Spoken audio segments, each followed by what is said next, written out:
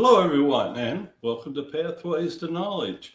As you can see, Elena's with us, and she is sitting there just waiting to get started for the show today.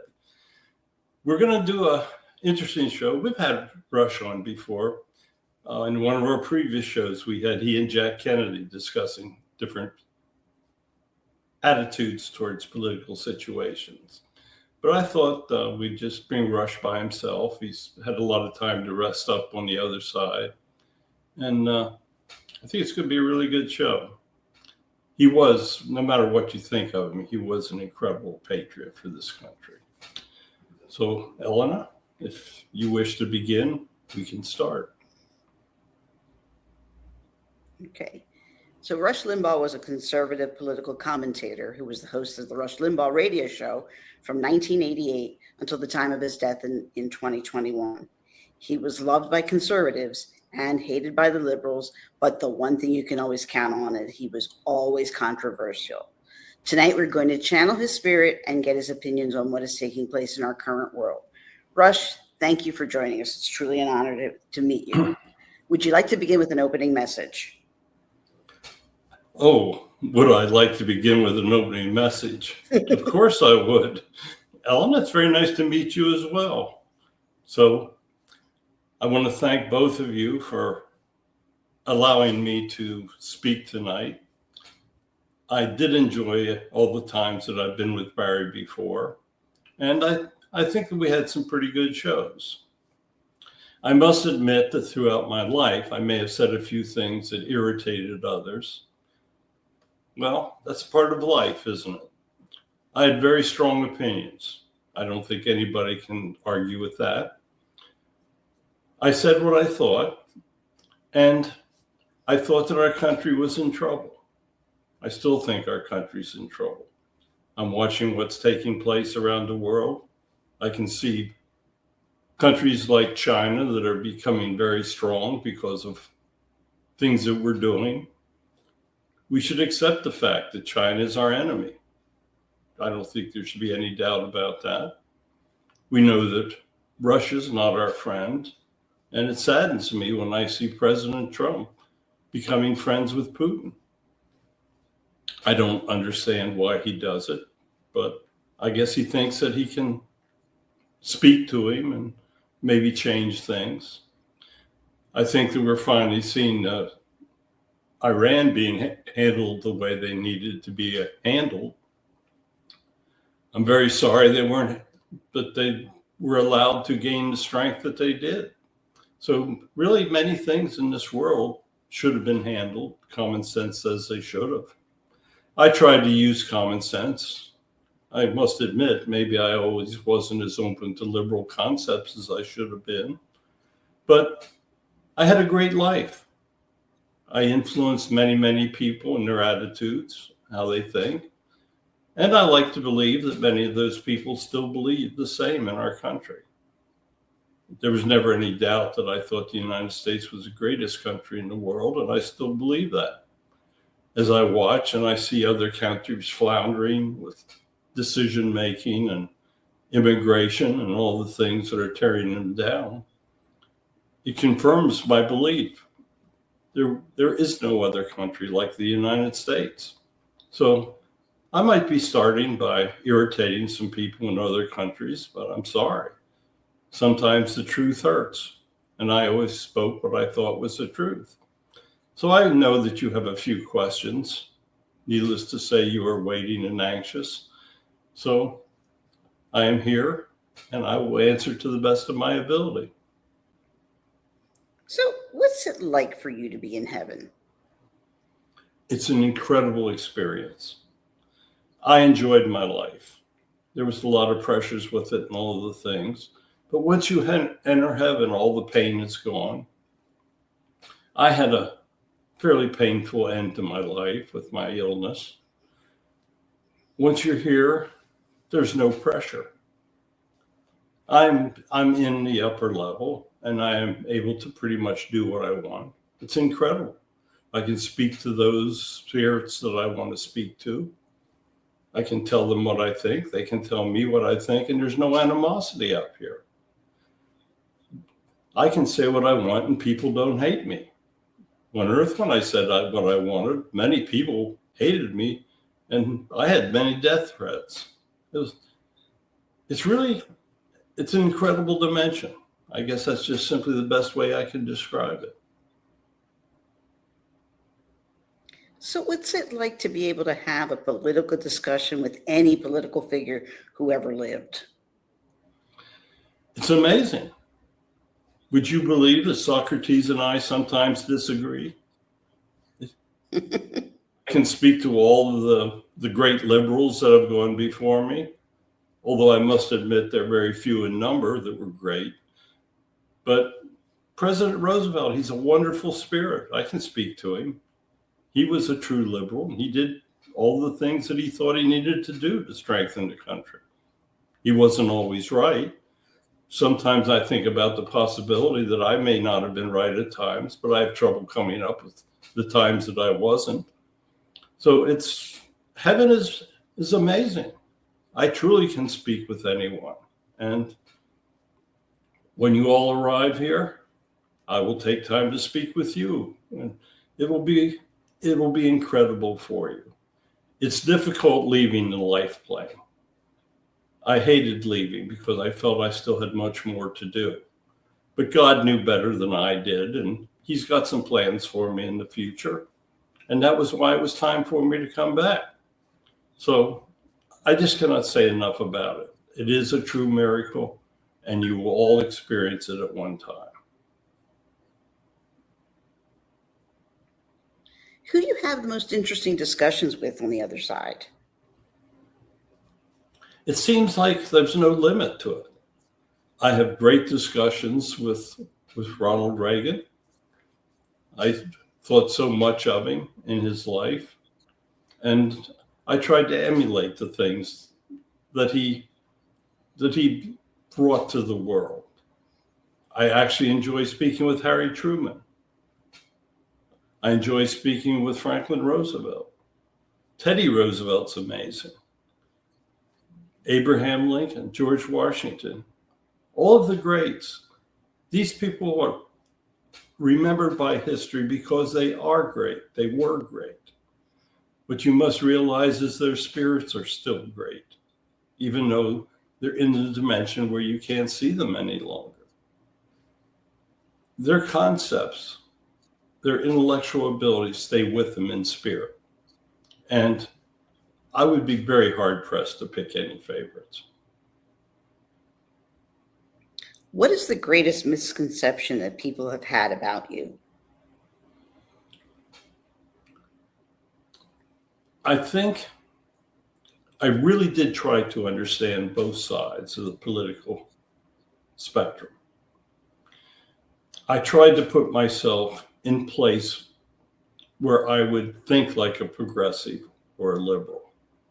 But I always returned to being a conservative, to doing things in the manner of Ronald Reagan or the people that truly believed in hard work, in doing the best you can do.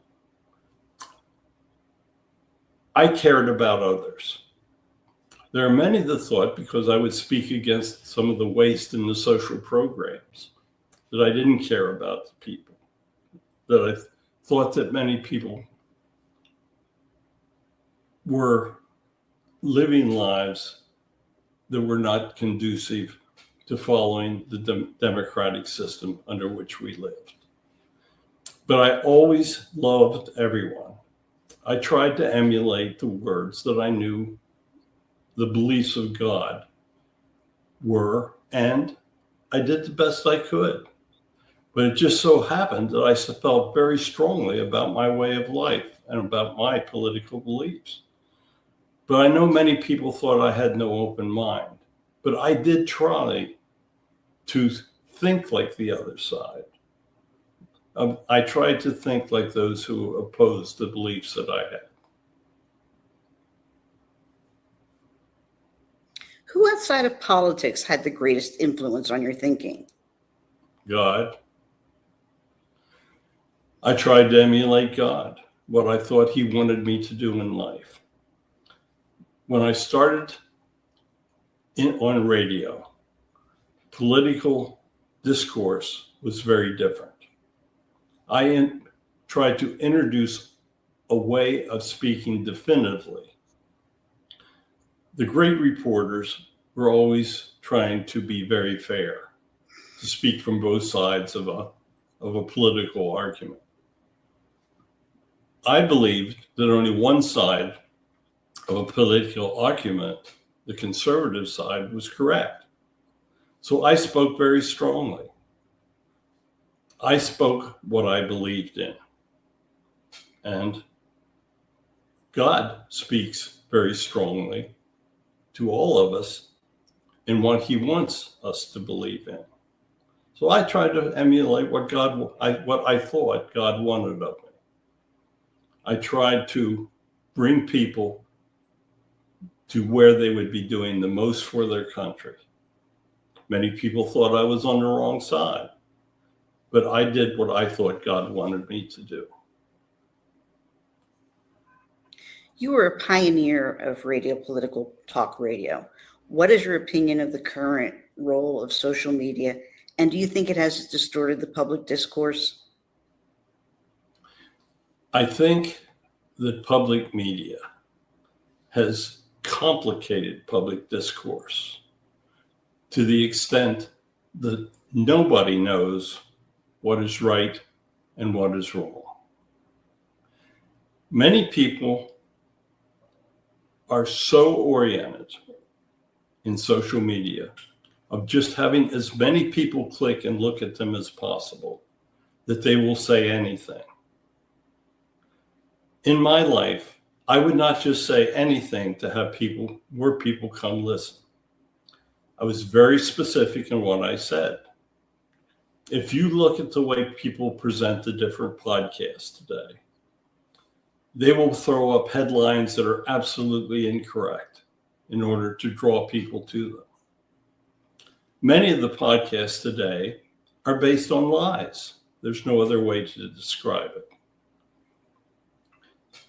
There is no way that the average person can understand the truth.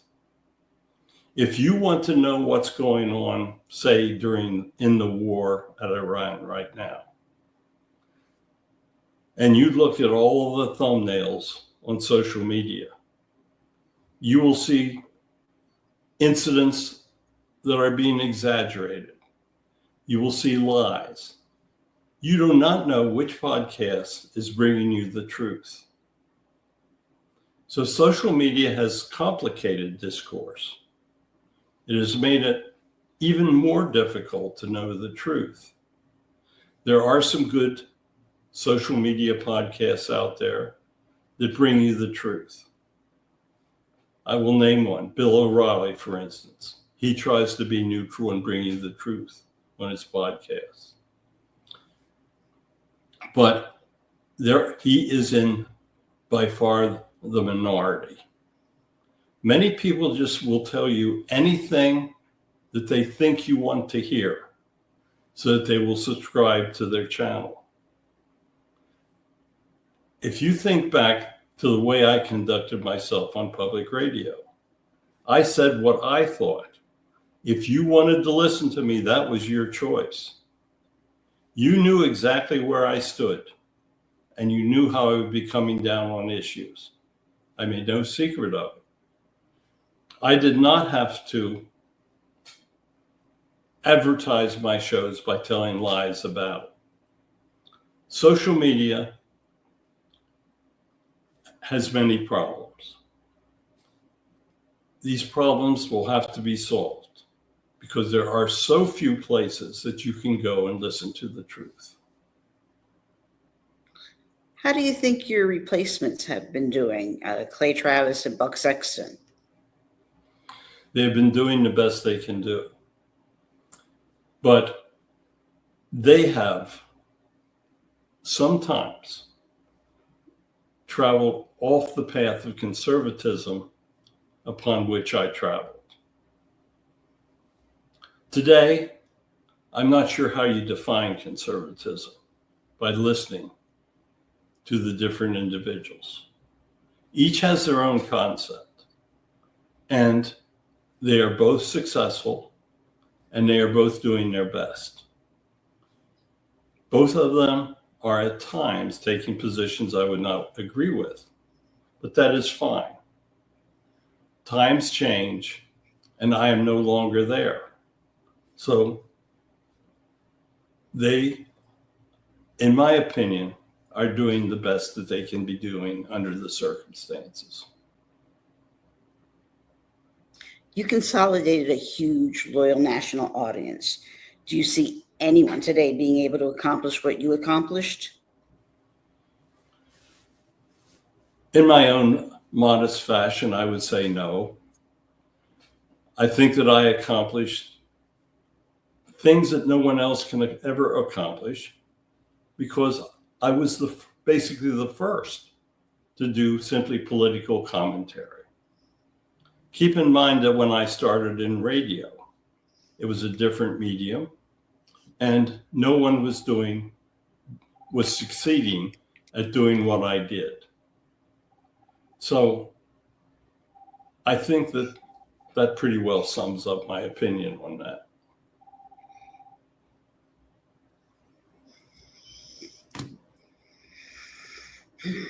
Did you consider yourself an entertainer or a political philosopher? Both. I knew that I had to entertain the people. If you're going to have a show, people want to listen to you. They want to be entertained, and hopefully entertained by hearing the truth that they want to hear, not just the lies that they want to hear. So I tried to entertain. I would say things that I knew would irritate many members of government, members of the other political parties. But I tried to entertain when I did it. You have to build an audience. If you're not an entertainer, you cannot build an audience. I'm going to give you what I think is a situation. God is not an entertainer. God only speaks the truth and tells what is necessary to achieve success in heaven. For that reason, since many of his opinions are not entertaining, people turn away from him. So it's very hard at times to get people to listen to the words of God because he's not entertaining. He is giving you specific instructions that you need to find your own personal happiness. If you understand that and find that happiness, you will be entertained and you will continue to listen to his messages. So if that makes sense, so be it. You focused on free trade, small government, and fiscal restraint as a conservative. What is your opinion of conservatism today? It has gone down the wrong path. It has followed the sickness of unlimited spending. Today, it takes so much money to run a political campaign that the politicians are spending more time than ever simply trying to raise funds so that they can be reelected. So it is politicians today, many are so distracted by the need to be reelected that they don't necessarily pursue the path that they should pursue to help the people. There are very few politicians in government that are devoting themselves to doing what is best for the people. And that goes for the conservatives as well as the liberals. Now today, you throw in another type of pollution called socialism.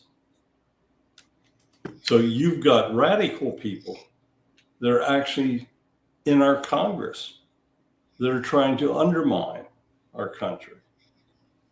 Go to New York City and check out the mayor. That'll make you throw up. So there is a lot more going on now. And sometimes I wish I was still alive so that I could be commenting on some of this garbage. The political garbage is not being collected. It's being allowed to ferment in the streets. You spent decades promoting Reagan-style conservatism, but you promoted Donald Trump's popularism. So how do you reconcile the two as we watch today? I can't. Today, Trump, keep in mind this, Donald Trump was not only a brilliant businessman, but he was a brilliant entertainer. He knew what he had to do to bring the people to his side. And he did it through popularism. Reagan was also an entertainer, but he did it through his policies and his charm and he actually had huge knowledge about the world that people didn't realize. So his type of conservatism is extremely different than the Trump popularism. Trump is much more liberal than Ronald ever was. Many of his policies I could not describe as conservative policies. He's trying to do things that are truly conservative in many ways. But what he's doing in certain areas is certainly not anything that you could consider conservative. What qualities make an effective national leader? The ability to put the people first and to understand what truly is best for the people. For instance, if you were to put the people first, what you would do is act to make sure that Social Security continues far into the future. Now, Social Security is a liberal policy, but in today's modern world, there are many people that were forced to invest in it rather than put their money into personal investment. And the government saw fit to squander the money that they put in that was to assure retirement. Yes, if they had not been forced to invest, they may not have done it. So I'm accepting Social Security as something that is now part of the system that cannot be eliminated. So they should do what they need to do to fix the system, and none of them do it.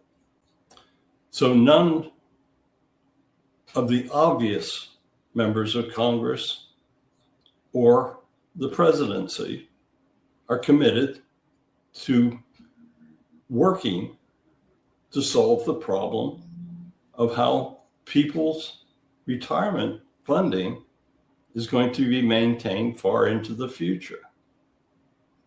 So you have got to have people that truly care about others and not about themselves. You have to have people that are devoted to the common sense that God speaks of. It would be very simple to cure many of the problems if you simply didn't do anything to anyone else you did not want done to yourself. So government can be cured. It's just they don't want to cure it.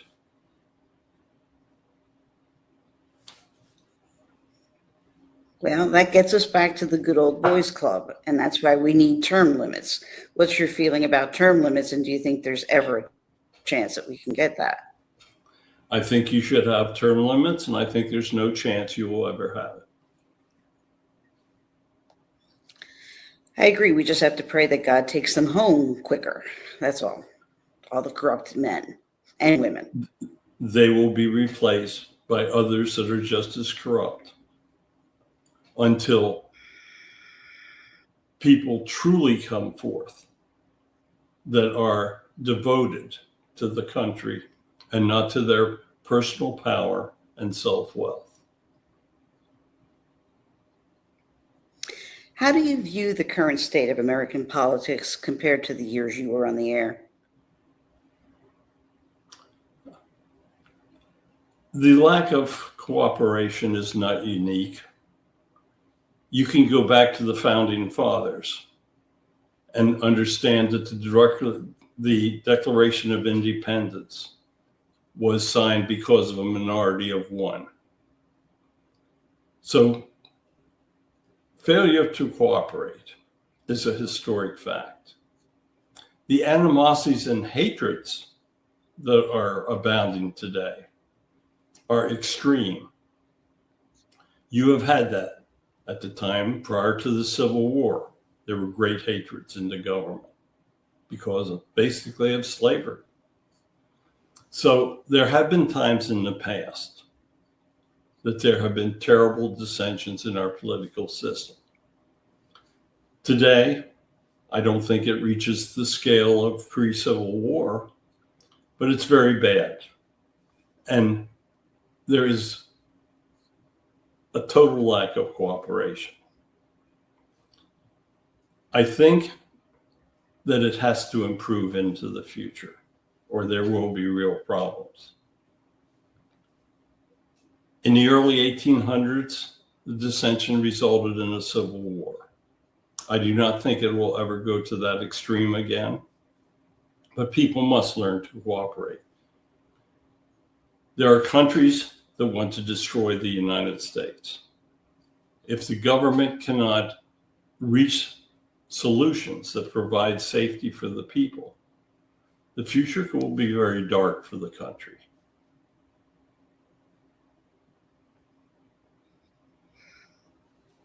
Great. So what is your opinion of our current president?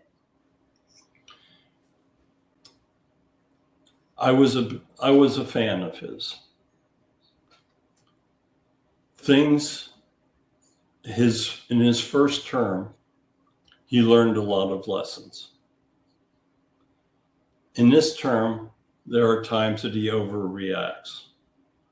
He is trying to accomplish as much as he can accomplish. Sometimes he's doing things that are not exactly in alignment with the Constitution. I was always in line with the Constitution. So I think that there are times that he is not doing. There's times I think that he is attempting to do his best, what he conceives of as his best. He is having political decisions made that are affecting the people in adverse ways. He is far from following the concept of free trades.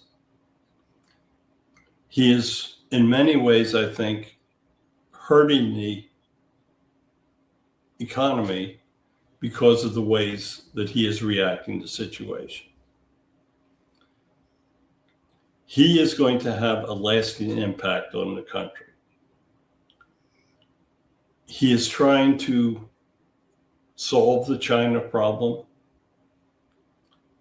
He has a plan to do it. Whether his plan is going to be successful or not, I think we'll come to what ultimately takes place in the Middle East. The war in Iran is becoming much more complicated than he ever imagined. So we will see how he reacts to control. History is going to take a very, very interesting look at his 2 terms as president. I think that's probably an understatement.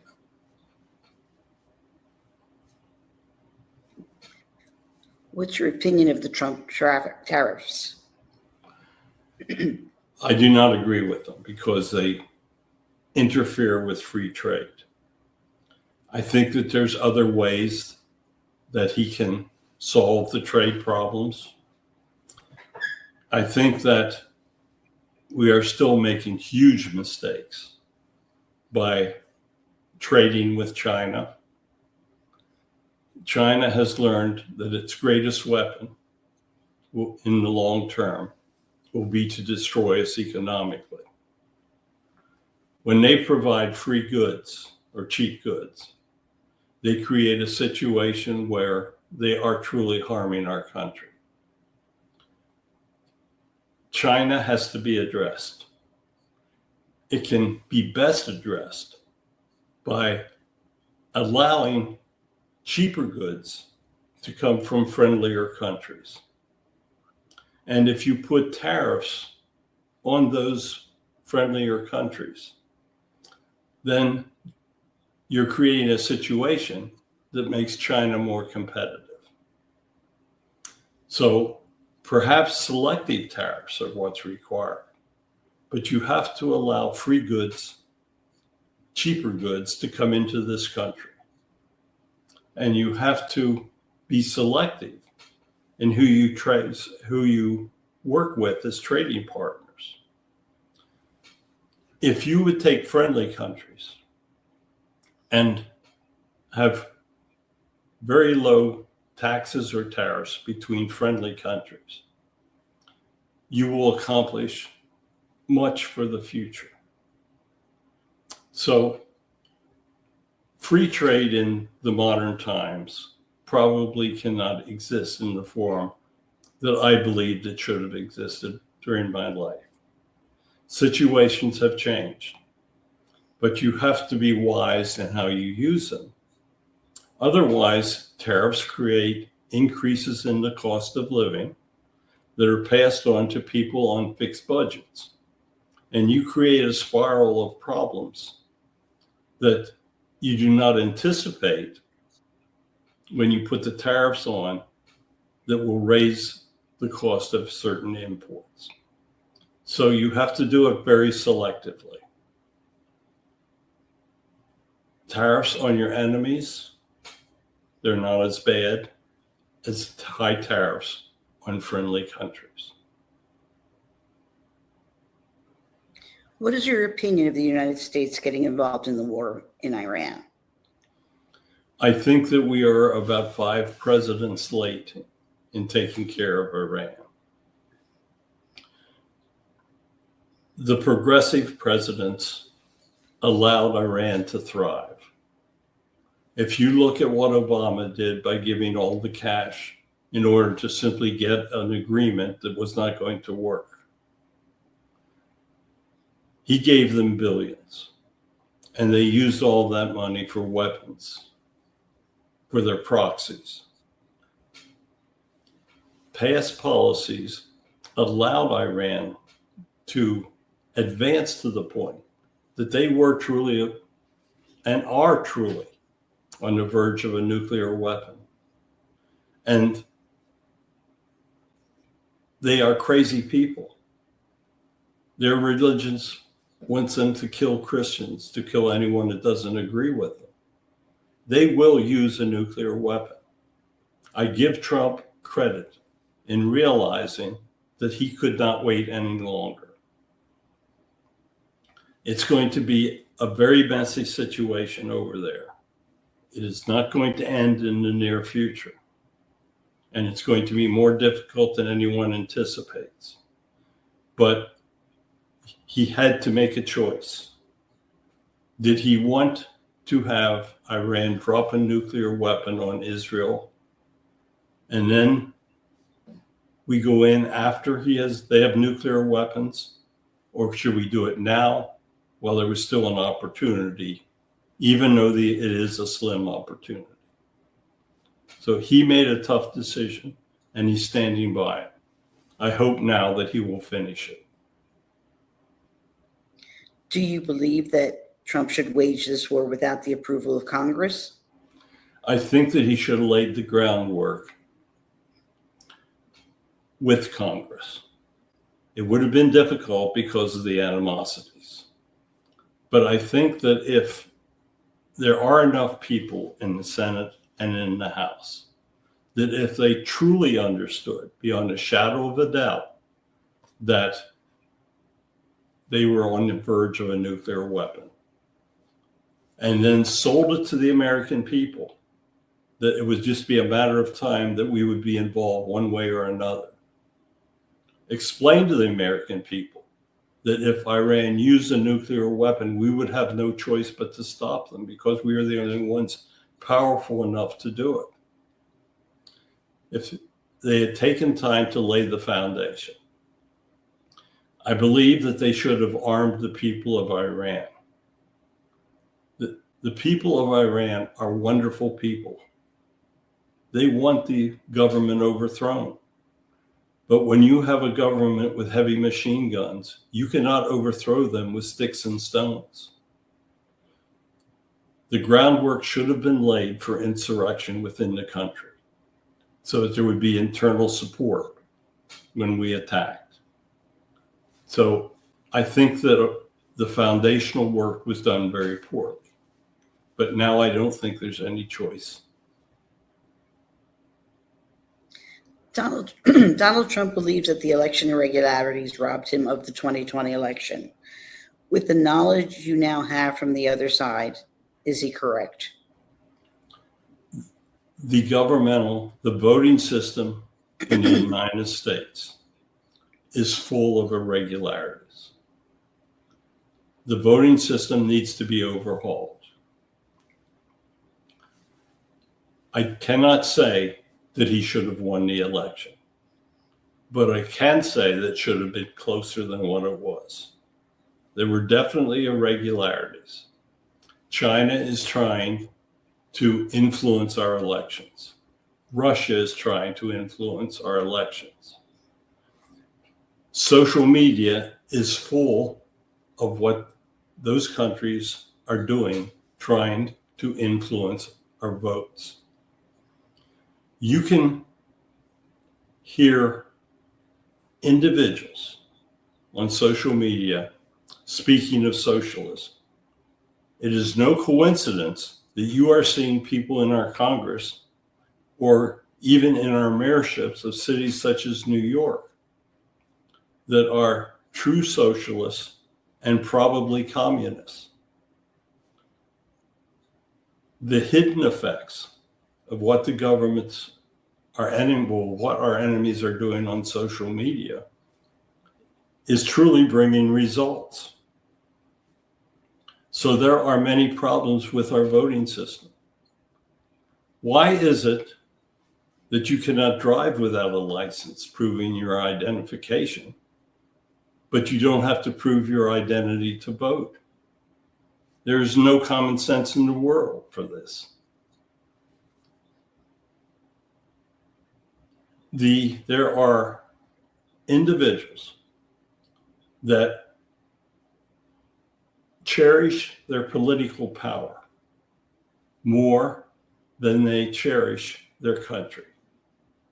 And they will take votes from anywhere they can get them, including illegal immigrants.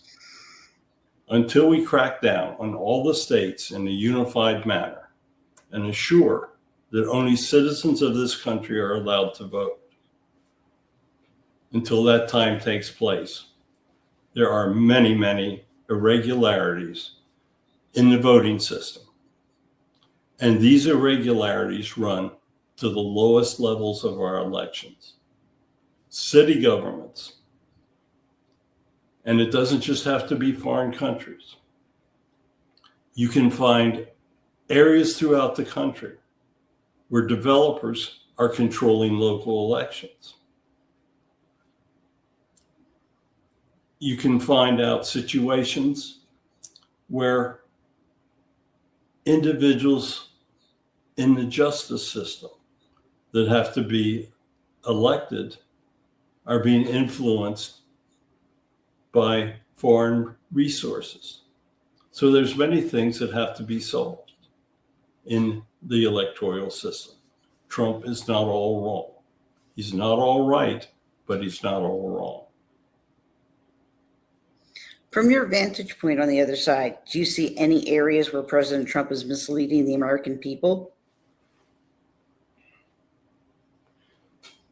I am watching him. I'm trying to be polite. He understates situations or overstates situations to meet what he believes the needs of the moment are. I've watched him essentially manipulate the stock market by saying things will be happening to the benefit of the country in Iran, or by things are going badly. He knows exactly what he's doing to manipulate the people in certain situations. And this is something that I don't approve of. What is your opinion of our previous president, Joe Biden? We never truly had a president for 4 years. He was totally influenced by those around him. Very few of the decisions were made by him personally. He had physical problems that he should never have run for president. And they were going to run him again because they could manipulate him so well. So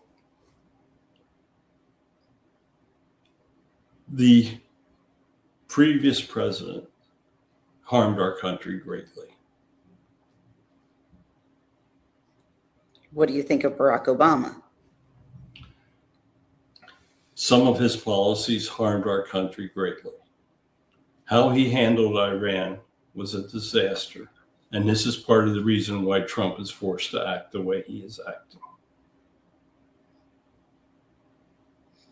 Is there any political figure you came to appreciate more after observing them from the other side? Yes, Franklin Delano Roosevelt,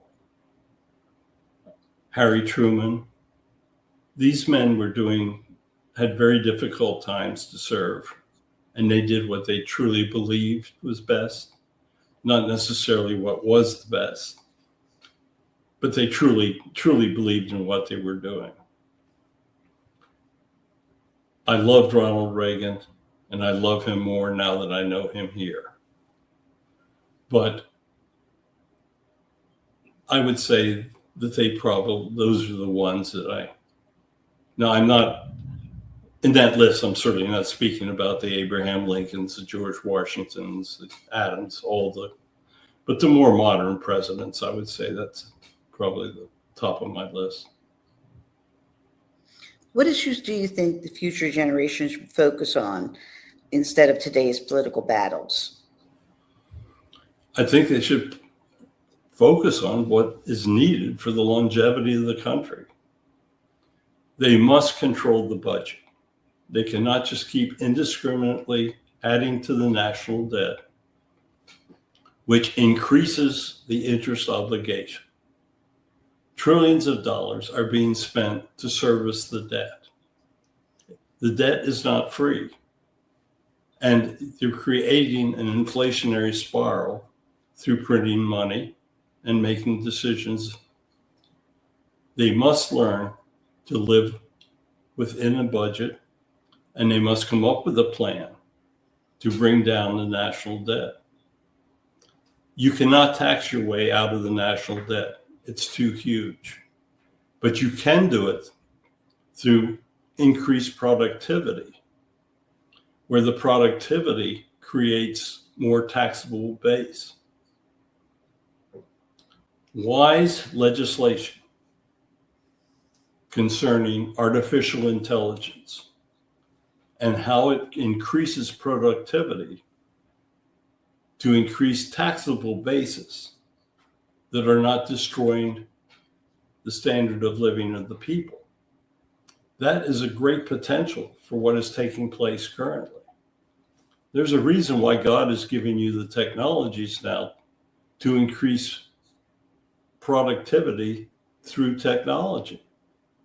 And the government has to be wise enough to eliminate waste and utilize the increase in productivity to create taxation that will lower the budget, not just to simply allow them to spend more.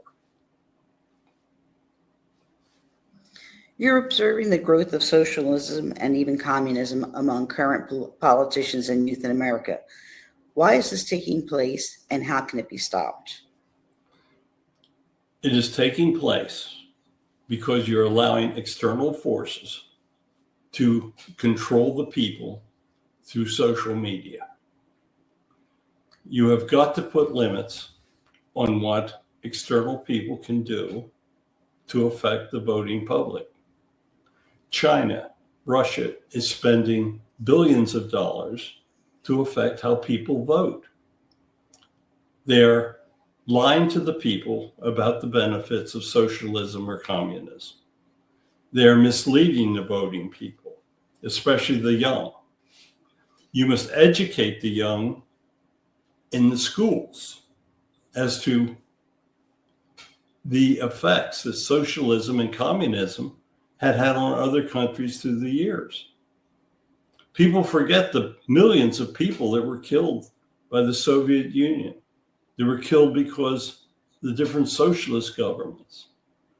You've just had basically a tyrannical government in Iran destroy 50,000 lives that disagreed with them. The people have got to understand they must cherish the freedoms that we have in this country. Freedom of speech, you can see it being eroded in Europe, in the democracies of Europe, and in all of the socialist and communist countries it does not exist. People have got to understand that if you go to socialism or lean towards it, you are giving up your freedoms. You do not live free under those systems, but they must understand it through the school systems. The schools do not teach the young what they need to know to make the proper decisions. And you're seeing the young leaning in vast numbers towards a system that gives them freebies. The young must learn to be self-sufficient in what they do. And most of it will come through education. But you have got to stop the external influences that are misleading the young. Were there moments when you wished you had handled a controversy differently? Yes, but I can't remember any of them.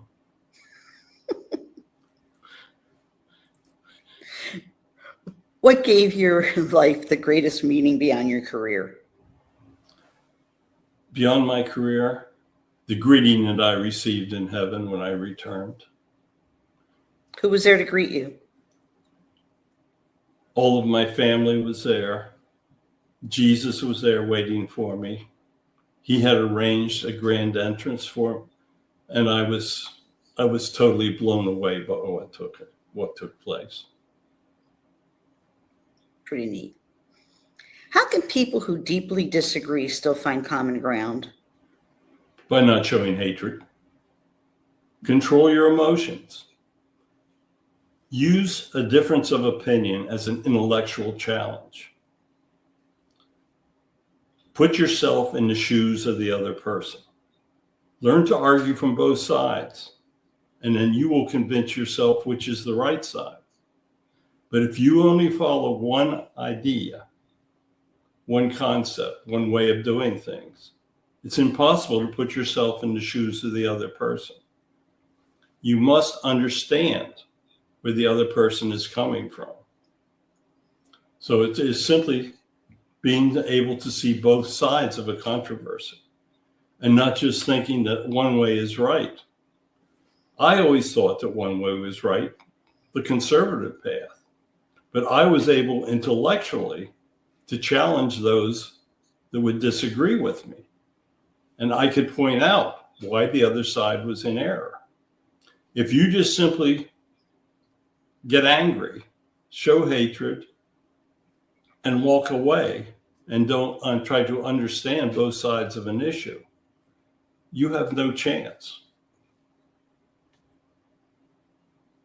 How should humanity prepare for the future spiritually and ethically? Education. You must educate the young. The families must teach the young the greatness of the country that they live in. They must teach them what the founding fathers went through. They must teach them the miracle of the Constitution and how it has survived for these 250 years. They must teach them God's words. They must teach them not to do anything that they do not want done to themselves. They must teach them love, and they must teach them to help others. If everybody has the same foundation, good will prevail, and the guidance of God will help all of the individuals to come together. But it is a long process. What do you see as the greatest risk to the future of the United States? The inability to control the voting process. And I'm speaking about educating the young so that they can use their intellects to vote for what is best for the country. The young today are facing inflation, problems in finding work. They are drawn into the poverty of the inner cities, violence. They must be taught the self-sufficiency of the founding fathers, the perseverance of the founding fathers. They must learn that they are truly responsible for the decisions that formulate their own lives. We are cheating them with the educational system today. Teachers' unions are controlling how the students are being taught. They're taking history out of the schools. They're taking God out of the schools. They're taking all of the things that bring common sense, and they're teaching them liberalized ideas that will not serve them in the future. You must control the educational system. Take a look at the test grades of students in the United States, and you will see how they rank worldwide. And you will understand that in spite of the vast funds that our country spends, the educational system is cheating the children. If you could leave one message, not as a broadcaster or a political commentator, but simply as Rush Limbaugh, the human being, what would it be? It would be to learn to show love to one another, to understand the needs of one another, to be compassionate, and to follow through with the commands that God has laid out for you. That is all that you have to do to solve the problems that you are facing. Did your understanding of spirituality change after your earthly life ended? I realized how understated everything was. I understood once I entered heaven the true miracle of it. No one can ever comprehend heaven. When God tells you this, he is 100% correct. The power of God is much greater than what you have ever considered. Do you have a final message for us? Yes. It may seem strange to you that a person who in life was so controversial and in many ways was hated by those who disagreed with him is speaking of correlating the abilities of people to show love and get together and cooperate. But you can only find cooperation through intellectually understanding what the other individual believes in and is trying to convey to you. You must be open-minded. Believe it or not, I was very open-minded because I knew I had to debate. I knew I had to challenge the concepts that I disagreed with. You must learn to challenge the concepts that you disagree with and to prove to others that the true path lies in the instructions of God, in cooperating with others, showing love and not showing hatreds. Today, it's easier to hate than it is to love. You see this everywhere in social media. Say something on social media that the radicals disagree with, and they'll try to bury you. They'll come after you. They'll give the addresses away of your family so that people can come and harass your family because they disagree with what you said. This cannot be like this.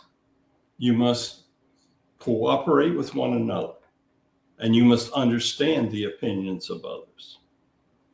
I was very firm in my opinions, but I understood what others were saying. You must do the same thing. And if everyone does that, you will find your life will be much better. So thank you so much for giving me this opportunity. I may have been a little long-winded in places, but that's not going to ever stop. So thank you so much. Have a blessed day. And thank you once again for allowing me to come forth. Huh. Hasn't changed much over there, has he? No, he hasn't.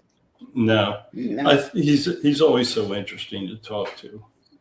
And, whether you disagree with him or agree with him, you got to admit he was one powerful person, Sure and was. he brought an incredible amount of change. So I thought we would just let him go for an hour. Yep. There you have it. And he did. Yes, he did. Okay. Well, another week on YouTube. Here it comes. Mhm. So we'll be back again next week. I'm sure they'll put something into my mind that we'll listen to, but don't know what it'll be. It'll be something good. Elena, have a great week. Thank you so much. See you next week. Bye.